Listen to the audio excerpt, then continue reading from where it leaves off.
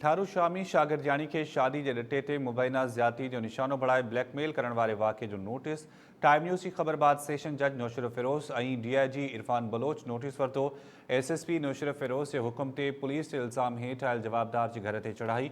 वांखे आगाह कयो पिया ठारू शामी शागिर्दियाणी के शादी के ॾिठे ते मुबैना ज़्यादती जो निशानो बढ़ाए ब्लैकमेल करण वारे वाक़े जो नोटिस वरितो वियो आहे।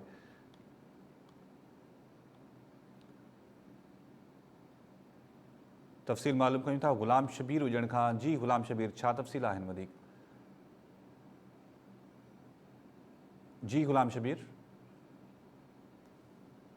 टाइम न्यूज़ की ख़बर बाद सेशन जज नौशर फ़िरोज़ ऐं DIG इरफान बलोच नोटिस वरितो।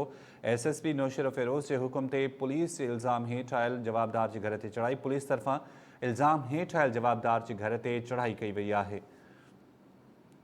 जवाबदार धुर ॿिनि पुलिस एहलकारनि शाहिद कलोड़ो ऐं रशीद सोलंकी खे यरगमाल बणाए तशद्दुद जो निशानो बढ़ायो। पुलिस जो इहो चवणु आहे पुलिस अटालन पहुची यरगमाल बणियल एहलकारनि खे बाज़ियाब करायो। जवाबदार जे घर खे कड़ो